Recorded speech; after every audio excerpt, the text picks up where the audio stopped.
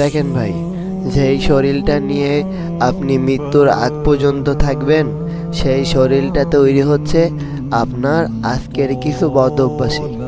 আপনি কিন্তু চাইলেই পারেন প্রতিদিন মাত্র 20 থেকে 30 মিনিট সময় ওয়ার্কআউটে দিতে। আপনি তো দিব্যি চার দোকানে 20 থেকে 30 মিনিট সময় দিয়ে বসে থাকতে পারেন।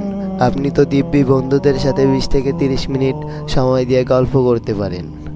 দেখেন, আল্লাহ আমাদের দুইটা পথ দিয়েছে, একটা ভালো একটা খারাপ। আপনি চাইলে ভালো পথে যাইতে পারেন, আপনি চাইলে খারাপ পথে যাইতে পারেন। আল্লাহ আপনাকে জোর করে ভালো পথে নিয়ে আসবে না, এবং আল্লাহ আপনাকে জোর করে খারাপ পথেও নিয়ে যাবে না। আপনার ভিতরে ওই ইচ্ছা শক্তি আছে যে আপনি চাইলে ভালো দিকেও যাইতে পারবেন, আপনি চাইলে খারাপ দিকেও যাইতে পারবেন।